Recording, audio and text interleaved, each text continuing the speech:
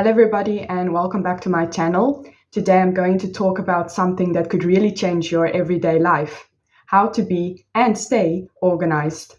Whether you're a student, a professional, or just someone who wants a bit more order in their life in this chaotic world we live in, these tips will help you feel more in control and less overwhelmed. This video is divided into 4 parts. First, we'll take a look at different planning documents. Second, we'll look at online tools and planning apps. Third, we will talk about the kinds of notebooks you need. And finally, I'll wrap up with some general advice and random tips. Now, let's get started with the first part. One of the things that I really think helped me become an organized person is what I call my planning documents. Most of them I designed myself after taking some inspiration from Pinterest. So you are more than welcome to try to design your own if you feel like you're not really vibing with mine. But now I will show you which planning documents I use and how I use them. All right, now first of all, we have the calendar. The calendar is a must. Here we have 1 month from earlier this year, June of 2025. I got this from a website called printacalendar.com. I really like this website because there's a lot of customizable options and it has a very clear and simple layout, which I really like. So now I just want to show you this month. This is a real calendar that I used for June of 2025. So these are real events that took place. As you can see, we have a few final examinations here because this was the month of final examinations for my university. So you can see there's a few colors used here and a few reoccurring symbols. So I'll just break down what these mean so it can inspire me. So I highly recommend that you use colors and symbols to make your calendar very easy for you to read. You can honestly use anything. For example, I use yellow highlighter to indicate very important examinations or the due dates for assignments for my university courses. And then the things written in blue pen is what I need to study for. So on this day, I plan to study for Chinese because there is a test that Friday. And there's also lots of green. This is the days that I went to the gym. So this is an easy way to track how often do I exercise. So I don't exercise too much or too little. And then these pink days is public holidays or official school holidays. And there's also WH, which refers to wash hair. So these are the days that I washed my hair. It's an easy way to keep track of when did I last wash my hair. So I can always plan well that my hair is looking good on the days that I want it to look good, and also prevents me from washing my hair too often, which is not that healthy for your hair. So these are just a few examples. You can honestly use any symbols or any color codes that you want. I just shared mine to give you some inspiration. And then also, as you can see, every day I draw a line through the date. So at the end of the day, I like to celebrate that another successful day has come to an end, and then I would just draw a line through the day. And it's also easy then for me when I look at the calendar to see, okay, now where are we today? And then also at the end of the month, I would draw a line through the month to celebrate that we have completed another successful month of this year. All right, now, as you can see, this is a pretty small calendar and it is pretty small blocks for each day. That's because I really think the calendar should only be for very important things. Smaller things you can write down somewhere else. This is for big events like an exam, a doctor's appointment, a therapy session, hanging out with a friend, or something like that. But you can always go for bigger calendars if you feel like you need more space for your events. All right, so that was everything about the calendar. I highly recommend you go check out printacalendar.com. Now we're going to move on to another very important planning document, which I call the Daily Planner. I think that after the calendar, this is probably the most important planning document. This is for your everyday. So as you can see, I have laminated this document. So it's now covered with plastic, and I can just use a non-permanent whiteboard marker to write on it, and then I will just wipe it at the end of the day. But you can, of course, just print the document and then write with pencil and then erase it at the end of the day. But I do highly recommend that you cover it with plastic and then use a marker. It is very convenient and easy to just wipe it off at the end of the day, because this is a daily planner, so you will be doing it every single day. However, even though it is a daily planner, you do not have to use it every single day. For example, if you prefer to just plan your day from Monday to Friday and then chill the weekend, that is fine. Sounds perfectly logical to me. And if you prefer not to write a strict daily planner for your holidays, your vacation days, that also makes complete sense. So you can use it whenever you want. All right, now I will just fill in this document with an example of one of my days. Let's say it is Monday. It is Monday of the year 2025 of the 8th month, and it's the 18th. I have on my schedule, I will go to the gym in the morning, maybe around 7 o'clock. And then I have my lectures starting at 9. And then I will have a therapy session at 12 after my lectures. And then I will have my martial arts class at 6. So now I've started by filling in which day of the week it is and the date. So now you will always know what day of the week it is and what the date is. Then I moved on to the schedule. So these are fixed events that mostly reoccur every day, and this is the time for them. Some of the times are much more strict. For example, class starts at 9, therapy is at 12, and karate classes at 6. Those are stable times. However, the gym is not really that stable, meaning I might go in a little later or a little earlier. So it can actually be advised that I take off the pressure to always be on time and just not give gym a stable time, which is also perfectly fine. Because otherwise I might feel guilty if I walk into the gym 5 minutes past 7, when that's still perfectly fine. And also, as you can see, the events is in order. It's really does make it easier for you to follow if you list them in order according to their time. And I do recommend that you write in the 24-hour way, so you can know this is at 6 in the afternoon. And then we're going to move on to my top priorities. According to what is due, I will do my Chinese workbook lesson, and I will also prepare for the dictation test, which takes place on Tuesday morning. And then if I have time, I really like to do my psychology reading before the first class on Tuesday afternoon. And other to-dos, if I've taken care of my top 3 priorities, I would really like to do my Chinese flashcards for the new vocabulary of this week's lesson. And I think these are already enough. However, I might have more time, then I can just add another other to-do here throughout the day. But I do think that this is enough.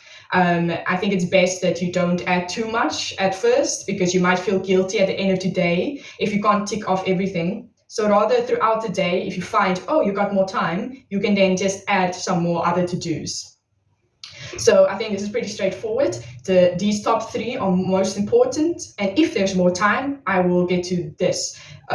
If I do not get to the other to-dos, then usually the next day, they will become a top priority. And these are not necessarily in order, but you are welcome to list your number 1 top priority, and then your number 2 and your number 3 top priority. But I think all 3 of them are equally important since they're all due for Tuesday. And then we have a section at the bottom, notes. These could be anything, but example could be, I want to study with my friend after 1 o'clock. So I plan to study together with my friend after 1 o'clock. We plan to do our Chinese homework together. So I just made a little note so I do not forget about it. So this is an example of a real day in my life. This is genuinely my daily planner for tomorrow. So this is just an example. You can really use this calendar however you want. I think it's a very clear and simple format, and it really allows everybody to use it in the way that they want to use it. All right, and then of course, throughout the day or at the end of the day, you go ahead and you tick off the things that you do or the things you didn't do. And I recommend that you do it throughout the day, because it's really encouraging when you tick off something and then you focus on what's left, and it just really gives you the momentum to complete everything you want to. Now, the tick obviously is a symbol of you have successfully completed the task or attended the event, and a cross symbolizes that you did not get to it. However, there's a few other symbols that I also like to use. For example, let's say that the gym was unavailable. They were cleaning the gym in the residence building, and therefore I was unable to go to the gym. I would then draw a line across. So this is a cancel of an event. Another example is my therapist woke up not feeling very well, and then she canceled our session. So then it's cancelled. This, however, is usually because of external things. You do not cancel going to the gym because you didn't feel like it. If you didn't go to the gym because you didn't feel like it, then you get a cross for that. And then another symbol I like to use is you transfer one of the things to the next day. For example, I ran out of time and I genuinely could not do the flashcards. However, since it's not due the next day, I decide I'm going to transfer these tasks to the next day. Then I put a little dot next to it. So I tell myself, it's okay, we have decided we're going to handle this tomorrow, so let's not worry about it anymore. So we put a dot there. I do recommend you keep the dots for other to-dos and not for the top 3 priorities, because these things are mostly due the next day. So it is problematic if you just move it to the next day when it's already too late. But other to-dos, easily, you can just put a dot there and say, we take care of it tomorrow. So this is how I use this daily planner. I usually write it in the night, just before I go to bed. But you can also write it in the morning. Honestly, anything that works for you is perfect for you. All right, now we're going to move on to another very important document. I call this the tasks to-do list. Now, this is a very simple format. As you can see, it is very straightforward. Here, you will list the tasks that you need to do for work or for school or whatever project you have. And here you can list the due date and also the time. And I really like to use this space here on the side to make a tick, because it's very encouraging when I tick it off, and then by the end of the week, I can see all the ticks. For example, this is my task to-do list for this week. Today is Sunday, and as you can see, I have ticked off all of them. These are all my university assignments that I need to do on a weekly basis. So unlike the daily planner, the task to-do list is on a week basis. However, it can also be on a monthly basis, whatever works best for you. So here you can see I included the day it's due and also the time. Some of them might not have a time, and that's also fine. And I just think it's really important that you list everything that you need to do and you tick it off as you go, because that is just a very easy way to keep track of what you need to do, and an easy way to encourage you to keep going, because it feels very nice when you can tick off everything by the end of the week. All right, now another document you might find useful is a meal planner. So if you live alone or you are responsible for your own meals, then I recommend you try using this document. Here we have another very simple format. It is Mondays 3 meals up until Sundays and the shopping list. So here you can just put in the name of the dish or like the ingredients that you'll use to make a meal. And here obviously is your shopping list, your groceries list, and the ingredients will obviously correlate with the meals that you got planned. So I always like to just take a photo of this shopping list and then I go shopping. So I think this meal planner is very straightforward and it's not complex and just helps me plan my meals and not have to worry about what I'm going to eat every day. Okay, now one more kind of document I use, which is not really a document, but I highly recommend, is what I like to call flash notes. So flash notes refer to very small little notes that you can pin somewhere. So for example, it could be this size, just these little white notepads. And then it could also be something cuter, like these little panda ones, whatever you prefer. And then you just rip off one of them and you make quick notes. So, for example, you realize that you left your hat at your friend's house. So just make a quick note like that so that next time you go to your friend's house, you get your hat, or you can ask your friend to bring their hat to work or to school for you. Also, another example could be your colleagues or classmates mentioned a workshop that might take place next month. However, it's not been confirmed. However, it's a good idea to just, make a quick little note about it. So you would just say workshop next month. As simple as that. So now you will not be caught off guard when they suddenly bring it up again next month, because you already made a little flash note about this possible workshop. So, I do recommend you add a little question mark if you're not sure it's going to take place for sure.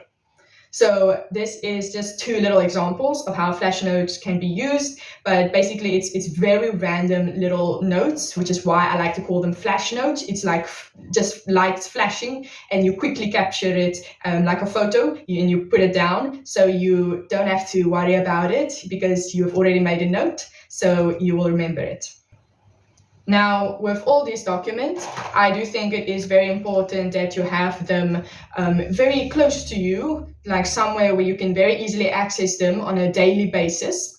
So you could have them above your desk in the study or in your bedroom, or you could have them on the fridge in the kitchen, or on your closet door in your bedroom. Honestly, anywhere where you can very easily access it every single day, because it's important that you often look at it. I also recommend that you maybe have a digital version. Maybe that works for you. You can take a photo of the document or a screenshot and you can fill it in digitally. Or I sometimes like to, if there's a lot of items on, for example, my daily planner, then I really like to just take a photo of it. And then I have a photocopy that I can look at it throughout the day, because I leave my daily planner here at this desk. I pin it up against the wall, so I can always look at it when I am working. However, when I'm going to campus, I feel I might forget about something, so I just take a photo of the daily planner. Now let's talk about the online tools and the planning apps. Now, to be honest, I do not know that much about these. I do not know which ones are the best, because I prefer to write with pen on paper. That is a complete personal preference. I do not think physical notes versus electronic notes is better. I think that it completely depends on what works best for you, or perhaps you could use both of them. I personally prefer not to use my phone or laptop to create planning documents, fill in the calendar, or make notes, because I feel like I would get distracted and open social media apps or something else. So I prefer to just write it down on paper. But I do know that in this digital age that we live in, there is lots of people that use online tools and online apps to plan their days, and it really does help them. I did hear that apps such as Evernote is really wonderful for jotting down little notes and organizing them in neat little lists. So do feel free to go check out apps such as Evernote and test them out and decide which one you like the most. Best to stick to just one of them, otherwise it can be a little confusing. I also heard that Microsoft To Do is perfect for keeping track of tasks that you need to do and adding reminders. Also, Outlook has a calendar built into it, so you can easily schedule your events and set alerts so you don't forget what's coming up. Honestly, any online note-taking app or electronic calendar would work just fine. Just use the digital tools that work best for you personally and sync them across your devices so you can stay on top of everything. However, if you do find, like it is for me, that using online tools or planning apps makes you distracted and makes you do other things on your phone, then I do recommend that you rather use physical notes and notebooks and planning documents with pen on paper. All right, and now we move on to the next part, which is about the notebooks. So I really recommend you get a few notebooks because they really do help keep your life in order. Now, you do not have to have 50 notebooks. The amount of notebooks that you use completely depends on your personal preferences and how many you feel you need. So feel free to experiment with the amount and kind of notebooks you use. I will just show you the kinds I find very useful, and you can take it as inspiration. So we're going to start with the small notebookie. Well, it's called the small notebookie because it is small. So this notebook can also be called the travel notebook because it travels with you. So it travels with you to school or to work or to wherever you feel that you might have to make important notes. This is used for very small little notes for something such as someone recommends a nice song to you, so you quickly write down the name of the song. So when you are at home, you search up the song and you give it a listen. So, for example, also someone mentions something that you feel you need to add to your calendar when you get home. You write down the event and the venue and the time, and then you can add it to your calendar once you're home. So this is the small notebookie. Next is the notebook. I call it the notebook because it is the general notebook filled with a bunch of random but important things. It could be goal lists, such as my goals for this semester. It can be shopping lists or wish lists, such as, the online wish list, things I would like to buy online. It could be books or movies that you really would want to watch in the future. So it's a must watch or must read list. It could be your a list of your favorite actors or singers. Honestly, it's a bunch of random lists, and anything you feel like you want to write down, it can go in the notebook.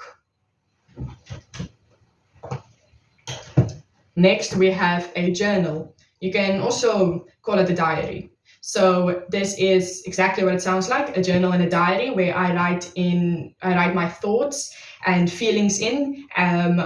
I don't really write every single day. I only write when I feel like, I have a lot on my mind, or I've got feelings that I feel like I need to work through, or a big event happened and I would really like to write about it. So I really recommend that you journal or write a diary. It's a really healthy habit, and you do not have to write 5 pages every single day. It's fine if you write like 3 pages once a week.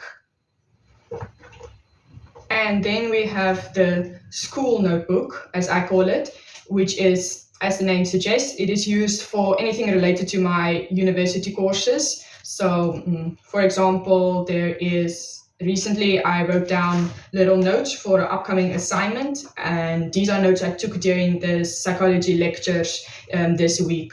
This can also be called the work notebook if you are a professional. So then at work, if there's anything related to a project or a client or whatever, then you can write it in here. So this is the school or work notebook. So I think that these are like the general and most important kind of notebooks I highly recommend every person should have. The school or work notebook, the journal or diary, the notebook or the general notebook, and the small notebook or travel notebook.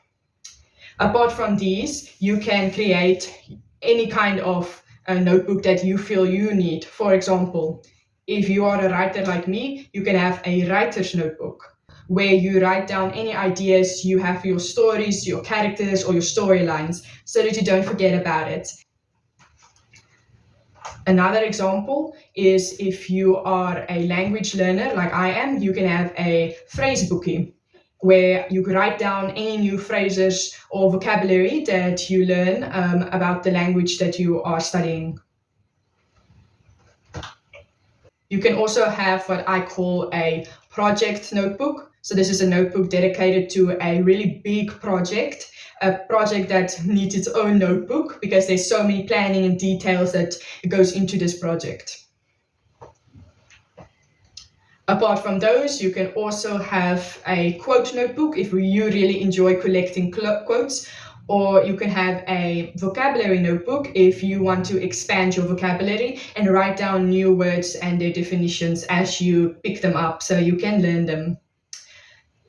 But apart from what I mentioned, there is many more kinds of notebooks that you feel you might need. So please feel free to buy a very pretty notebook so you can feel encouraged to use it.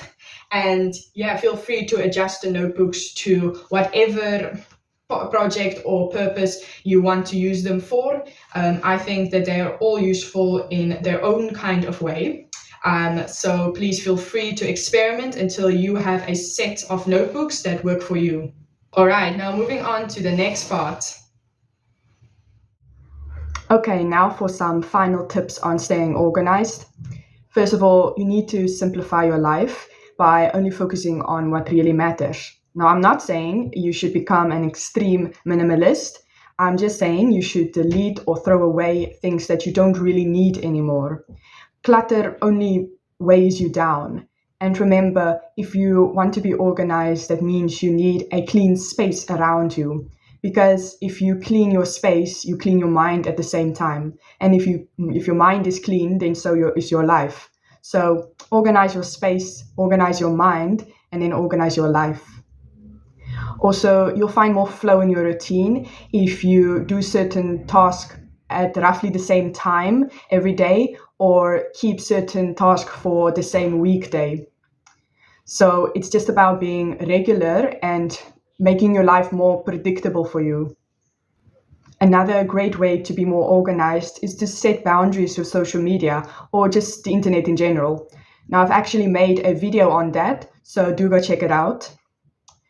And also, always write down notes. Don't rely on mental notes. Now, I'm not saying that mental notes are less effective in helping you remember things than physically writing down the note or typing it on your phone. However, if you use mental notes a lot, then that means there's like a lot in your head, and that can be very mentally exhausting. So that's why I prefer to write down the notes with a pen on paper or type it on my phone, because at the same time I'm getting it out of my head. So now I don't have to worry about it and it's not in my mind. I can now clear my mind for other things. So I really highly recommend that you use mental notes less often. Also, another important tip is to remember that, like most big changes, becoming more organized and establishing regular routines will take time. It's going to require a lot of patience from your side, patience with yourself, and try not to be too hard on yourself if you don't follow the routine or you maybe stop using one of the planning documents. It's okay now and then to go back to the old way of living, but over time you will eventually really start to get used to the new organized way of living, and it will become easier, I promise. You just need to trust time. Another important thing to keep in mind when it comes to staying organized and living a more organized life, when you're organized, that does help you be more in control of yourself and your life. However, it's important that you are mindful and try not to control life in general, because life will always be unpredictable. And also be mindful not to try to control other people, because controlling other people is essentially impossible, because they will do what they want to do at the end of the day, and it is not worth it. So please focus more on just controlling what you can, and always remember that it is impossible to be 100% in control. That is just not how reality works, and that's okay, because sometimes the unpredictable things in life is not always bad things. It can also be wonderful surprises or opportunities that you didn't expect. It might mess up a few of your plans, but it could be like in a good way. They're messing it up in a good way. And finally, my last tip is to fake it until you make it. Treat organization as part of your identity, and soon it will become second nature. You must describe yourself to yourself and to other people as an organized person. Even though at first that will be a lie, you will eventually become an organized person, and it will just become part of who you are. Alright, I hope these tips help make your life smoother and less stressful. If you found this video useful, please share it with someone else who might need it. Also, I've linked my planning document templates in the description below, so be sure to check those out so you can start being organized right away. Thank you so much for watching, and I hope to see you in my next video. Until then, take care of yourself and keep striving to be the best version of you.